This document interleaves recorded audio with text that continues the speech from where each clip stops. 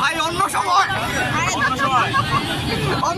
চলে গেছে, এটা বলার কোনো ভাষা নেই। এই দেখছেন, আপনারা দেখেন একটু ক্লোজ করে, ঠিক আছে কি অবস্থা করছে। এরা কি ছাত্র না? এই দেখেন প্লিজ, এরা দেখেন এরা কি কোথায় আসছে এখানে, দেখেন সবাই স্টুডেন্ট এখানে।